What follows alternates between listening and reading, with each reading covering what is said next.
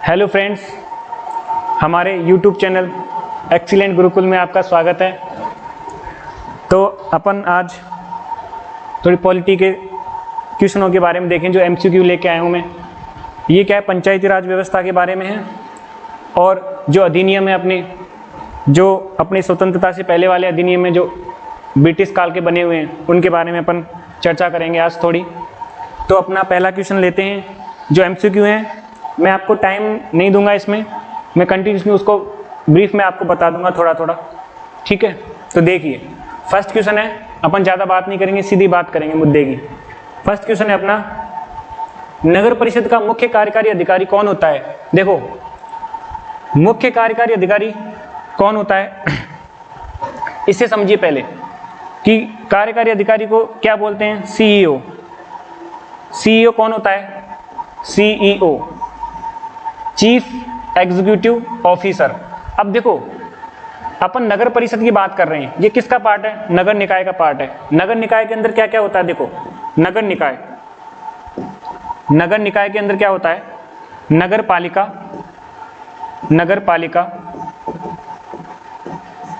नगर परिषद और नगर निगम, ठीक है। ये तीन संस्थाएं होती हैं जो स्थानीय स्वशासन के अंडर में आती हैं। अब अपने को इसमें पूछा है नगर परिषद का मुख्य कार्यकारी अधिकारी। वैसे तो देखो अध्यक्ष वगैरह होते हैं, ये चीज कई लोग ऐसे सोचते हैं कि ये अध्यक्ष पूछ रहा है, ठीक है। ऐसा नहीं होता, ये अध्यक्ष इनके अलग अलग होते हैं, इसका अलग है, इसका अलग है, इसका अलग, ठीक है। अपने को यहाँ पे जो गवर्नमेंट कर्मचारी होता है ना, वो पूछा है, ना कि राजनीतिक मुद्दे से जो जुड़ा होता है वो। तो यहाँ पे देखो, सभापति सब जानते हैं, किसको बोलते हैं सभापति। सभापति कहाँ पे होता है, जो अपना उपराष्ट्रपति होता है ना, वो राज्यसभा का कौन होता है, सभापति होता है, ठीक है।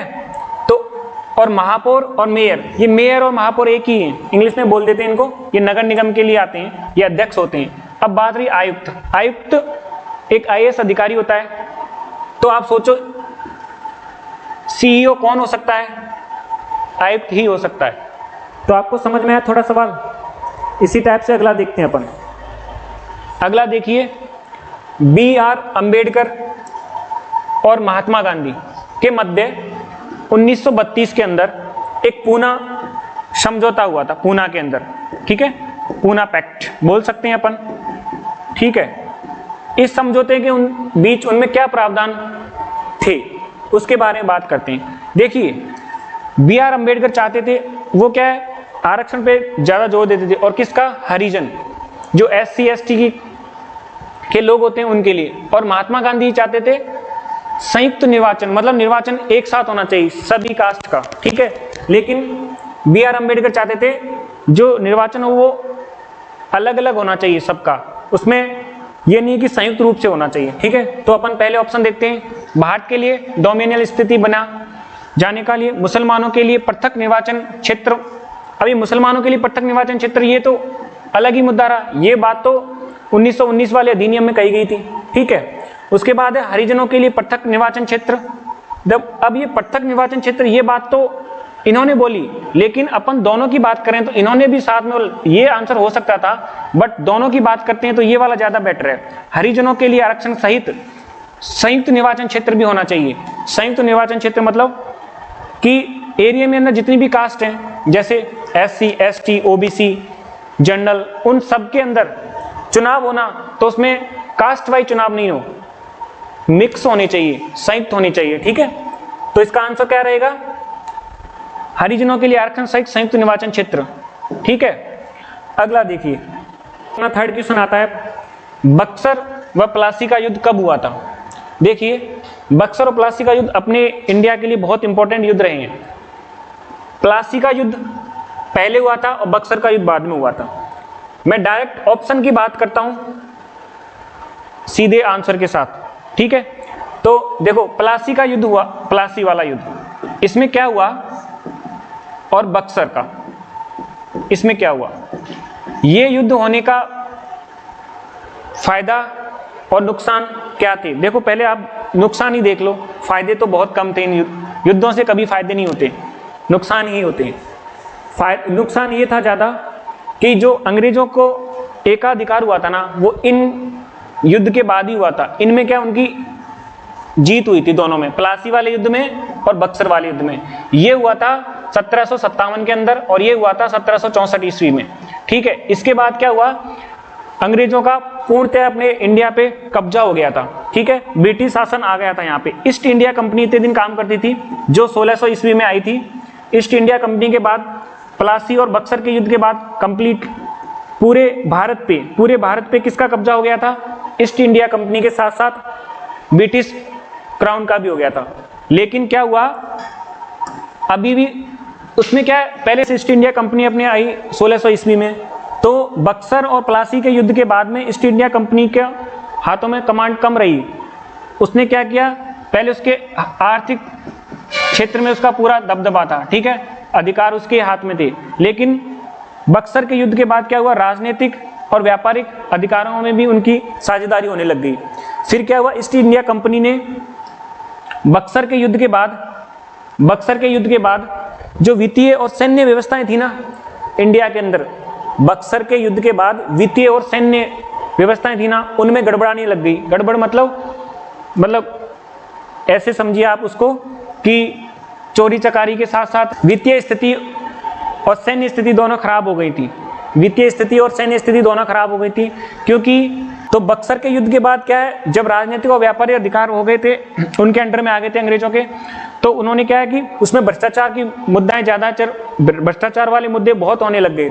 इसलिए ना उन्होंने एक राजनीतिक अधिकार बनाने के लिए एक एक्ट पारित किया, जिसे 1773वां एक्ट बोलते हैं, 1773वां रेगुलेटिंग एक्ट। ठीक है, रेगुलेटिंग एक्ट, ये अपन आगे जाके पढ़ेंगे। ठीक है, तो इसका आंसर क्या रहेगा, 1764 में बक्सर का युद्ध हुआ, 1757 में प्लासी का युद्ध हुआ। ठीक है, नेक्स्ट देखिए, फिर राजस्थान के किस नगर में छावनी बोर्ड है?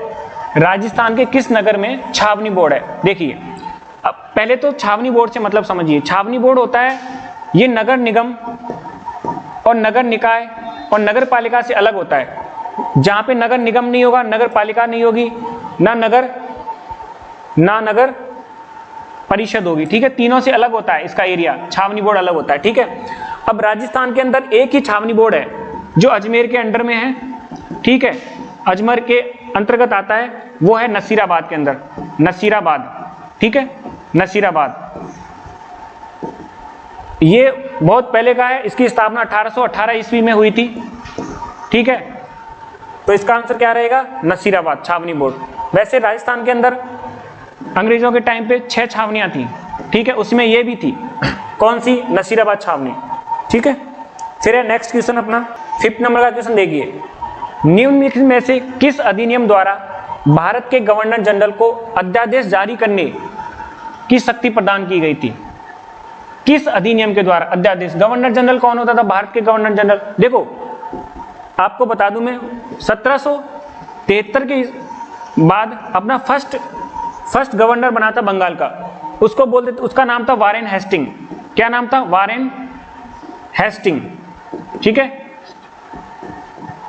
उसके बाद 1833 में आया था बंगाल का गवर्नर जनरल, उसका नाम क्या था? 1833 के अंदर जो आया था उसका नाम था विलियम बेंटिक।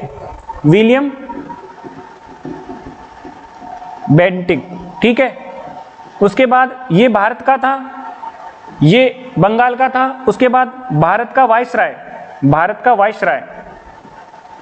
वाइसराय वो लॉर्ड कैनिन था, लॉर्ड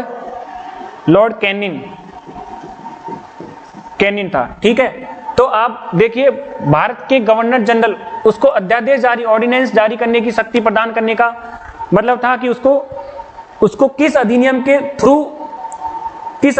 थ्रू उसको अध्यादेश जारी करने की शक्ति प्रदान की। मैंने बताया था कि 1857 की क्रांति हुई थी, उसके बाद क्रांति के बाद 1858 में एक अधिनियम पारित हुआ, क्योंकि पूरी सत्ता ब्रिटिश गवर्नमेंट के हाथ में आ गई थी 1857 की क्रांति के बाद। फिर क्राउन का शासन चलने लग गया, तो तब एक अधिनियम पारित हुआ था 1858 में। फिर 1858 के बाद इसके बाद कुछ चेंज करने थे अधिनियम के अंदर, तो 1861 में एक अधिनियम और पारित हुआ। उस उसमें ये चेंज हुआ था, उसमें ये चेंज था कि अध्यादेश जारी करने की शक्ति भी प्रदान की गई थी गवर्नर जनरल को। जो भारत का गवर्नर जनरल था उसको अध्यादेश जारी करने की शक्ति प्रदान कर दी गई थी भारतीय परिषद अधिनियम 1961 के अकॉर्डिंग। ठीक है, फिर है अगला क्वेश्चन देखिए, चार्टर एक्ट में गवर्नर जनरल को नए कानून ऐड करने और पुराने कानून को खत्म करने की अनुमति दे दी गई थी।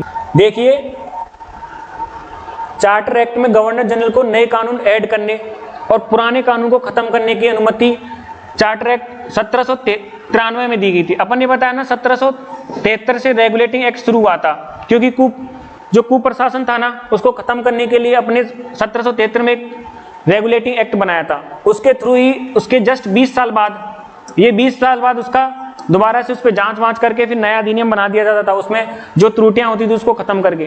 तो एक त्रुटि थी उसको भी खत्म करके ये बनाया था कि गवर्नर जनरल जो था ना अपना, वो नए कानून को ऐड कर सकता था और पुराने कानून को खत्म करने की शक्ति उसको 1793 में दी गई थी।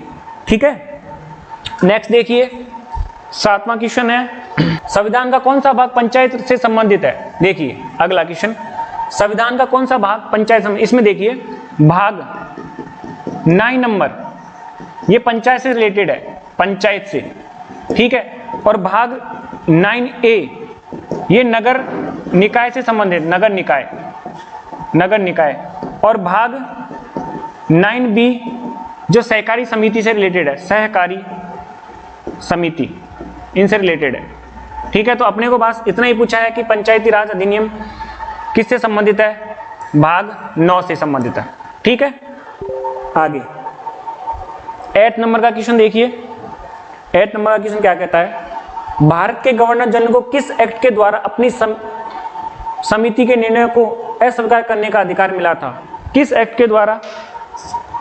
देखिए ये वाला एक्ट है, पहले अपन बात करते हैं रेगुलेटिंग एक्ट। इसकी अपन ने बात कर ली थी अभी, 1773 का रेगुलेटिंग एक्ट आया था, उसमें क्या बात की थी। उसके बाद पिट्स इंडिया एक्ट आया था, उसमें थोड़े अमेंडमेंट करवाए थे। उसके बाद जो 1786 के अंदर अमेंडमेंट किया था ना, उसके अंदर यह अमेंडमेंट किया था कि अपनी समिति के निर्णय को वो अस्वीकार कर सकता था। कौन? Governor general. जो भारत का गवर्नर जनरल था ना, वो कोई समिति है, उसके निर्णय में अस्वीकार भी कर सकता था। ये अमेंडमेंट किया था 1786 के अमेंडमेंट एक्ट के अकॉर्डिंग।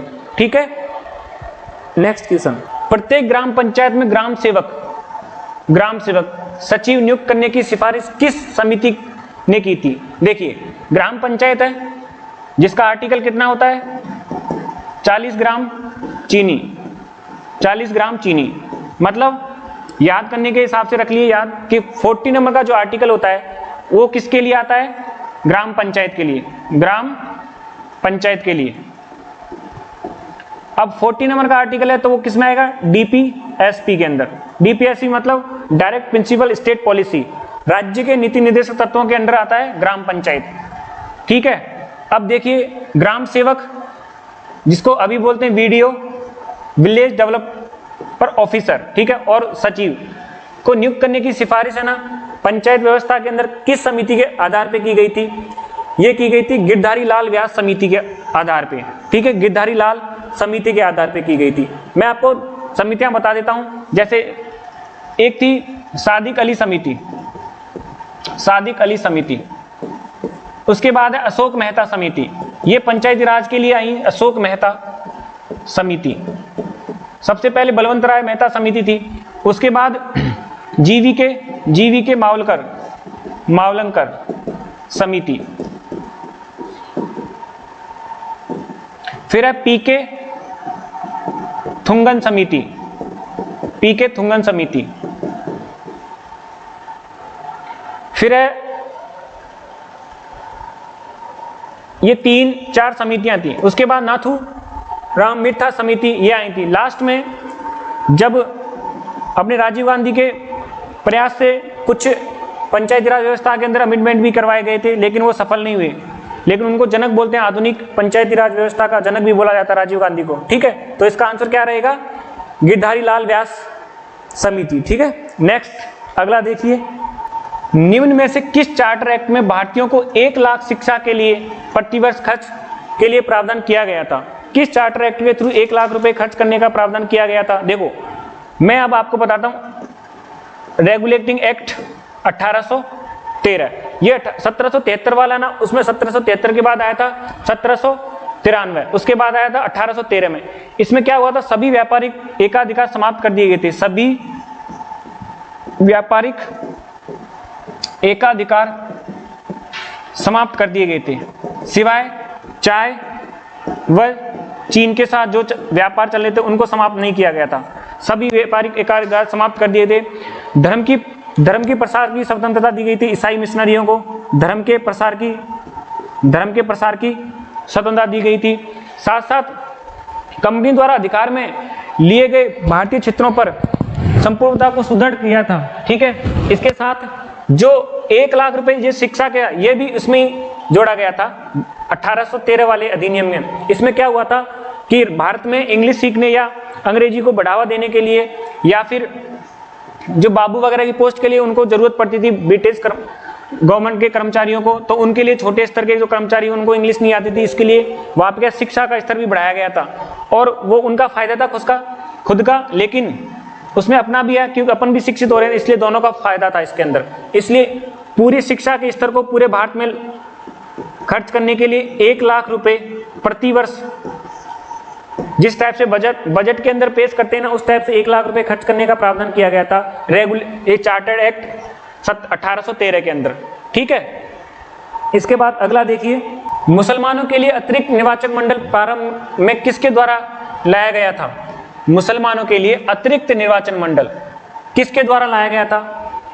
मुसलमानों के लिए अतिरिक्त निर्वाचन मंडल किसके द्वारा लाया गया था? बताइए। मार्ले मिंटो सुधार कार्यक्रम या अधिनियम 1909। देखो जो मुसलमान है ना, वो चाहते थे अलग से अपना निर्वाचन। ठीक है, सांप्रदायिक निर्वाचन उसको बोल सकते हैं, सांप्रदायिक निर्वाचन। अब जो मार्ले मिंटो, ये मार्ले हैं, वो सचिव थे, और मिंटो लॉर्ड मिंटो ये उस टाइम के अधिकारी थे। अब इनको लॉर्ड मिंटो को ही सांप्रदायिक निर्वाचन का जनक कहा जाता है। ठीक है, तो इसमें अपन बता सकते हैं कि जो निर्वाचन के क्षेत्र को अलग अलग बांटना था, या फिर मुसलमानों के लिए निर्वाचन क्षेत्रों को अलग अलग करना था, तो ये किसके अंदर प्रारंभ किया गया था? मार्ले मिंटो सुधार कार्यक्रम 1919 के अंदर। ठीक है, फिर अगला देखिए, निम्न में से कौन सर्वप्रथम Indian civil service ICS Indian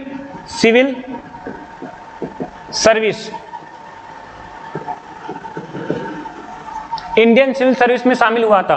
देखिए, जो अभी अपने यूपीएससी के एग्जाम होती है IAS की, इसमें आते हैं CSC, उस टाइम इसको ICS बोलते हैं, इंडियन सिविल सर्विस। ये स्टार्ट हुई थी 1864 ईस्वी से इंडिया के अंदर। ठीक है, इसमें फर्स्ट कैंडिडेट जो शामिल हुआ था वो थे सुभाष चंद्र बोस, लेकिन पास कौन हुए थे? सत्येंद्र नाथ टैगोर पास हुए थे। ये शामिल हुए थे बट ये असफल रहे थे। असफल मतलब ये उसमें अंदर पास नहीं हो पाए थे, लेकिन अपने को शामिल होने वाला कैंडिडेट पूछा है, इसलिए इसका आंसर ये ना हो कि सुभाष चंद्र बोस होगा। ठीक है, इसके बाद है अगला क्वेश्चन, पंचायती राज संस्थाओं ने देश के राजनीतिकरण, आधुनिकीकरण एवं सामाजिकरण में महत्वपूर्ण भूमिका निर्वाह की। किसने कहा था? ये किसने कहा था? ये कहा था रजनी कोठारी ने। अब ये रजनी कोठारी मेल कैंडिडेट है, फीमेल कैंडिडेट नहीं है, याद रखना, मेल कैंडिडेट है ये। ठीक है, रजनी के नाम से ऐसे मत समझना कि ये कोई फीमेल है। ठीक है, रजनी कोठारी, इन्होंने लोकायन मंडल की भी स्थापना की थी दिल्ली के अंदर। ठीक है, चलो अगला देखते हैं। फिर निम्नलिखित में से किस अधिनियम द्वारा भारत के गवर्नर जनरल को अध्यादेश जारी करने की शक्ति प्रदान की गई थी? किस अधिनियम के द्वारा भारत के गवर्नर जनरल को अध्यादेश जारी करने की शक्ति प्रदान की गई थी? देखिए, भारतीय परिषद अधिनियम 1861। ये क्वेश्चन रिपीट है, अभी पहले बताया हुआ था कि 1857 ईस्वी के अंदर क्रांति हुई, उसके बाद 1858 में पूरा इंडिया का भार ब्रिटिश क्राउन के अंडर में चला गया। फिर उस टाइम एक अधिनियम बनाया था भारतीय परिषद अधिनियम 1858, उसमें कुछ अमेंडमेंट किए थे 1861 में। उसमें अमेंडमेंट किया था कि भारत के गवर्नर जनरल को अध्यादेश जारी करने की शक्ति भी प्रोवाइड करवा दी गई थी। ठीक है, उसके बाद अगला क्वेश्चन है अपना, निम्न में से 1861 का भारतीय परिषद अधिनियम शामिल नहीं था। देखिए 1861 वाले अधिनियम के अंदर क्या शामिल नहीं था, अब इसके बारे में अपन देखते हैं इसके अंदर क्या क्या शामिल नहीं हुआ और क्या क्या शामिल हुआ। तो देखो विभागीय व्यवस्था इसमें शामिल थी। एक तो विभागीय प्रणाली की शुरुआत इसमें हुई थी। किसकी? विभागीय प्रणाली की शुरुआत हुई थी इसमें, ये अपन ने बता रखा है। अध्यादेश जारी करने की शक्ति इसी में आई थी, अध्यादेश जारी करने की शक्ति इसमें आती। मंत्रिमंडलीय व्यवस्था का नियम इसमें रखी थी, मंत्रिमंडलीय व्यवस्था की नींव इसी में रखी थी, उसके बाद जो विधेयकों पर वीटो की शक्ति प्रदान की गई है वो इसी एक्ट के थ्रू आई थी। विधेयकों पर वीटो की शक्ति प्रदान की गई वो इसी अधिनियम के थ्रू आई थी। अब बची कौन सी? निर्वाचन प्रणाली। ये निर्वाचन प्रणाली इस अधिनियम में, इस एक्ट में नहीं आई थी, अपने को नहीं पूछा है। तो ये आई किसमें थी? ये 1892 वाला जो अधिनियम था उसके अंदर आई थी। 1892 वाला जो अधिनियम था उसमें ये आई थी, निर्वाचन प्रणाली आरंभ की थी। ठीक है, अगला क्वेश्चन, समिति जिसकी सिफारिश पर देश में पंचायती राज व्यवस्था लागू की गई, इस समिति के नेतृत्वकर्ता कौन थे? वह समिति बतानी है जिसमें पंचायती राज व्यवस्था लागू हुई थी देश के अंदर। ये सभी जानते हैं, बलवंत राय मेहता समिति ने ही अपने को भारत के अंदर पंचायती राज व्यवस्था लागू करने की, इन्होंने त्रिस्तरीय व्यवस्था को लागू करने की व्यवस्था बताई थी। त्रिस्तरीय ग्राम पंचायत समिति और जिला परिषद, इन्होंने त्रिस्तरीय व्यवस्था दी थी। ठीक है, इंडिया के अंदर 2 अक्टूबर 1959 को यह व्यवस्था लागू हुई थी। ठीक है, जिसकी समिति के अध्यक्ष कौन थे? बलवंत राय मेहता। ठीक है, अगला क्वेश्चन, महारानी विक्टोरिया को भारत की साम्राज्ञी नियुक्त किया गया था। साम्राज्ञी का मतलब पूरा जो भारत था उसके कारोबार उनके हाथों में दिया गया था। उनका नाम क्या था? महारानी विक्टोरिया। ये कब दिया गया था ये अपने को बताना है। ठीक है, तो ये दिया गया था 1858 में। देखो मैंने पहले भी बताया था, जब 1857 की क्रांति हुई थी तब उसमें अपन बुरी तरह हार गए थे। उसके बाद क्या हुआ? 1858 में पूरा कारोबार, पूरा भार, पूरे अधिकार ब्रिटिश क्राउन के अंडर में चले गए थे। तब ब्रिटिश क्राउन उस टाइम कौन था? महारानी विक्टोरिया। ठीक है, तो 1858 में महारानी विक्टोरिया को भारत की साम्राज्ञी नियुक्त किया गया था। ठीक है, फिर अगला क्वेश्चन 18 नंबर का है। देखिए आपकी स्क्रीन पर इस प्रकार, किस वर्ष प्रांतों में द्वैत प्रणाली समाप्त की गई थी? देखो किस वर्ष प्रांतों में द्वैत प्रणाली समाप्त की गई थी? किस वर्ष प्रांतों के अंदर द्वैत प्रणाली समाप्त की गई थी? 1 अप्रैल 1935 के। देखो ये शुरू कब की गई थी? 1919 वाले अधिनियम, जिसको क्या बोलते हैं? मॉन्टेग्यू चेम्सफोर्ड अधिनियम। ठीक है, इसके बाद क्या आया था? मॉन्टेग्यू चेम्सफोर्ड अधिनियम के बाद आया था साइमन कमीशन, जो 1927 ईस्वी में इंडिया में आया था, जिसमें 7 सदस्य थे जो टोटली अंग्रेज थे। ठीक है, तो इसलिए उसको व्हाइट कमीशन भी बोल सकते हैं अपन।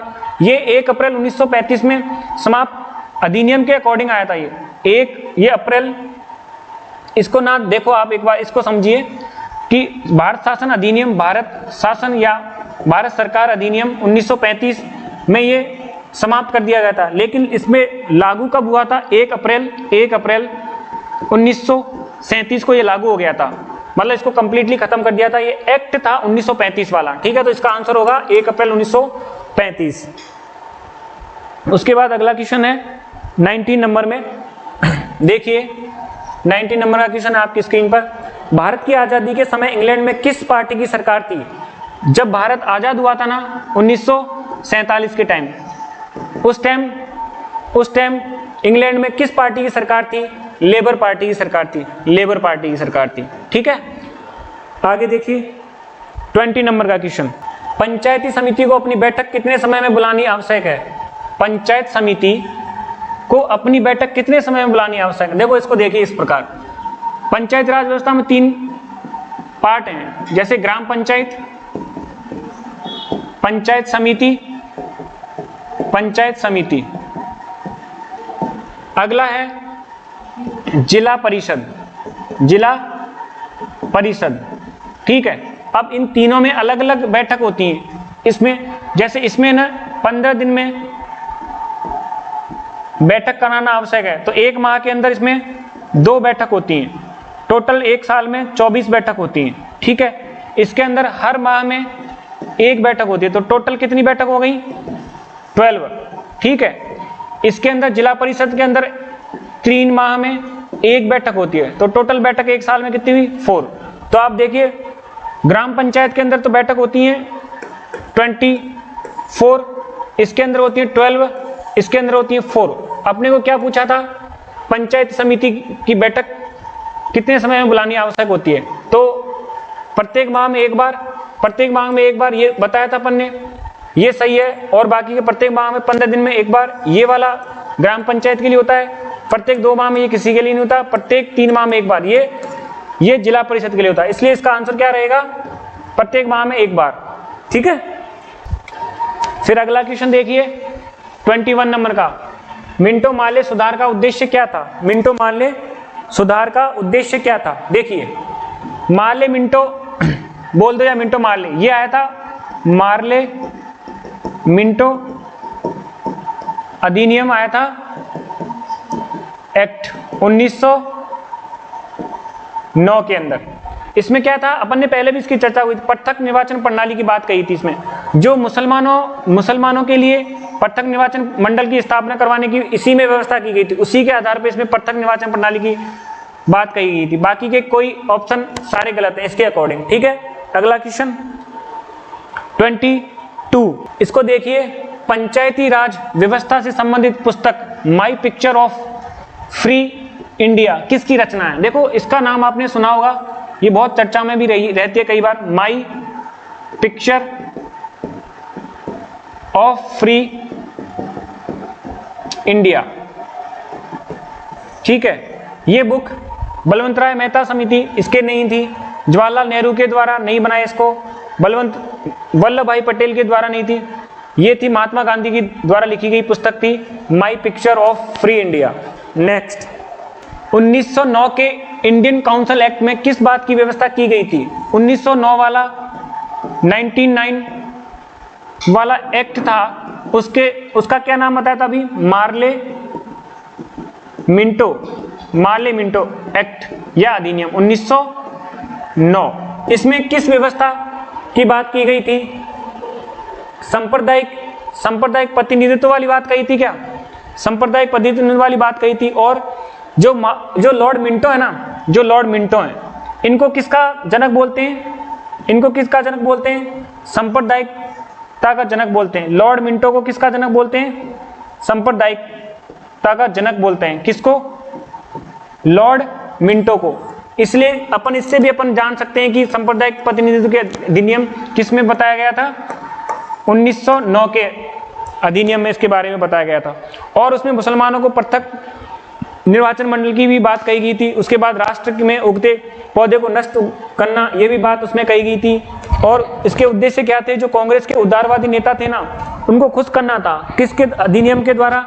1909 वाला अधिनियम में जो मार्ले मिंटो, उनको जो कांग्रेस के जो उदारवादी नेता थे ना, उनको खुश करने की बात थी। इसमें क्या है? भारत की विधि निर्माण का भी चर्चा की गई थी, भारत के विधि निर्माण की। ठीक है, अगला क्वेश्चन, नरेंद्र मंडल की स्थापना कब हुई? नरेंद्र मंडल क्या था? इसके बारे में देखिए। नरेंद्र मंडल के बारे में देखो, ये नरेंद्र मंडल 1919 वाला जो अधिनियम आया था ना, एक्ट, जिसका नाम क्या था? Montagu Chelmsford.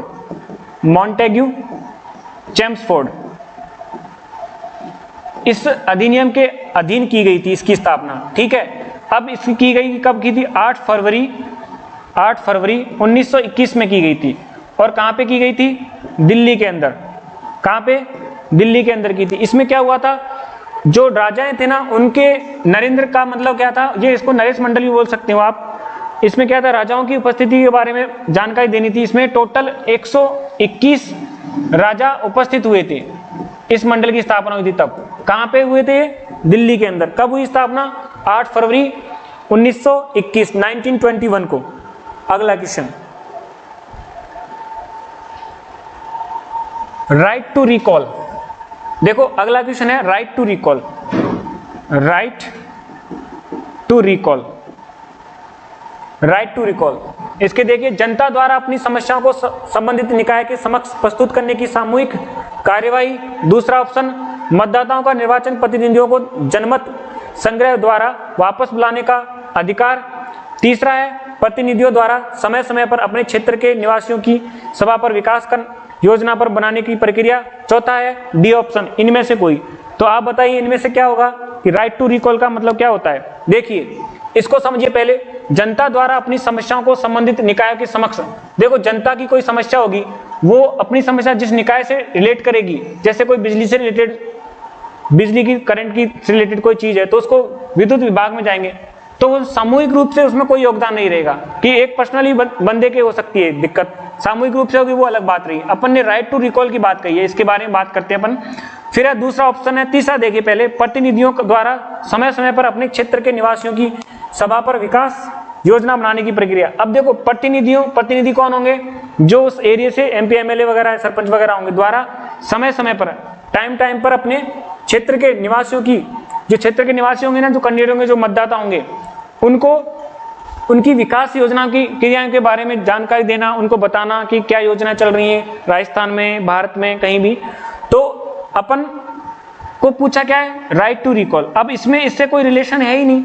अब चौथा ऑप्शन है कोई नहीं। तो दूसरा ऑप्शन पे एक बार जाते हैं अपन वापस, मतदाताओं का निर्वाचन प्रतिनिधियों। अब देखो मतदाताओं अपन हो गए, निर्वाचित प्रतिनिधि, वहां पे जो निर्वाचित चुने हुए प्रतिनिधि वो को जनमत संग्रह द्वारा, जनमत संग्रह मतलब अपन जो मतदाता है ना, वो एक साथ इकट्ठा होके किसी कार्य को करवाने के लिए वहां पे उस जो निर्वाचन प्रतिनिधि है ना उसको बुलाते हैं, वो उनको अधिकार है, उसी को क्या बोलते हैं? Right to recall. द्वारा वापस बुलाने का अधिकार किनको है? मतदाताओं को। तो ये अधिकार किसके पास आता है? मतदाताओं के। इसको क्या बोलते हैं? Right to recall. ठीक है, अगला देखिए, मॉन्टेग्यू चेम्सफोर्ड सुधार में प्रावधानों का सार था। मॉन्टेग्यू चेम्सफोर्ड सुधार में प्रावधानों का क्या था? देखिए 26 क्वेश्चन में, राज्यों की स्वायत्ता, प्रांतों में दोहरा शासन, हिंदू मुस्लिम हेतु अलग अलग निर्वाचन व्यवस्था, राज्यपालों की वीटो शक्ति। देखिए फर्स्ट ऑप्शन देखिए, राज्यों की स्वायत्ता, इससे कोई लेना देना था क्या मॉन्टेग्यू चेम्सफोर्ड का? इससे कोई मतलब नहीं। प्रांतों में दोहरा शासन, प्रांतों में दोहरा शासन से मतलब मॉन्टेग्यू चेम्सफोर्ड था, क्योंकि यह अधिनियम कब आया था? अपन ने पढ़ा था पहले ही, 1919 वाला अधिनियम ही मॉन्टेग्यू चेम्सफोर्ड अधिनियम था। इसमें दोहरे शासन की व्यवस्था की गई थी, और इसके बाद ही तो 1927 के अंदर साइमन कमीशन आया था, जिसने इसके बारे में रिपोर्ट दी और इसके सुधार को, जो प्रांतों में दोहरा शासन है, इसको लागू करने के लिए 1935 का अधिनियम पारित किया था, उसी में इसको लागू किया था। ठीक है, तीसरा देखिए, हिंदू मुस्लिम हेतु अलग अलग निर्वाचन मंडल। अब हिंदू मुस्लिम सांप्रदायिक वाला वो तो 1909 वाला अधिनियम था, जो कि माले मिंटो एक्ट बोलते हैं, माले मिंटो अधिनियम पारित हुआ था। उसमें मुस्लिम या सांप्रदायिक निर्वाचन का व्यवस्था की गई थी। ठीक है, और मिंटो को क्या बोलते हैं? लॉर्ड मिंटो को सांप्रदायिकता का जनक भी बोला जाता है। ठीक है, और चौथा ऑप्शन है राज्यों को वीटो की शक्ति, राज्यपालों को वीटो की शक्ति। अब राज्यपाल तो उस टाइम थे ही नहीं, तो अपने का आंसर क्या हो गया इसका? प्रांतों में दोहरा शासन। ठीक है, अगला देखिए 27 नंबर क्वेश्चन 27, निम्न में से कौन सा कर स्थानीय स्वशासन संस्थाएं नहीं लगा सकती? स्थानीय स्वशासन संस्थाएं नहीं लगा सकती। देखो यात्री कर होता है, स्थानीय स्वशासन का मतलब इसमें 6 टाइप के आ जाएंगे सरकार, 6 टाइप के निकाय आ जाएंगे, जैसे नगर निगम, नगर पालिका, नगर परिषद, जिला परिषद, पंचायत समिति, ये सारे आ जाती हैं उसमें। अब ये यात्री कर लगा सकते हैं, क्योंकि टैक्स फी वगैरह चलती है, उनसे लगा सकते हैं। जल कर जो पीडब्ल्यू डिपार्टमेंट से ये टैक्स लिया जाता है वो, गृह कर, होम टैक्स भी ले सकते हैं। लेकिन आयकर टैक्स, जो इनकम टैक्स होता है ना, आय वाला इनकम टैक्स, वो क्या स्थानीय निकाय नहीं लगा सकते, वो गवर्नमेंट है ना वही लगा सकते हैं, स्टेट गवर्नमेंट या सेंट्रल गवर्नमेंट ही लगा सकती है। ठीक है, तो इसका आंसर क्या होगा? C option, income tax. 1946 का कैबिनेट मिशन 3 मंत्रियों से गठित था, निम्नलिखित में से कौन इसका सदस्य नहीं था? देखिए, जो 1946 में जो कैबिनेट मिशन आया था ना, कैबिनेट मिशन, ठीक है, उस टाइम 3 मंत्रियों द्वारा इसको गठित किया गया था। उसमें मंत्री कौन थे? Lord Patrick Lawrence, AB Alexander,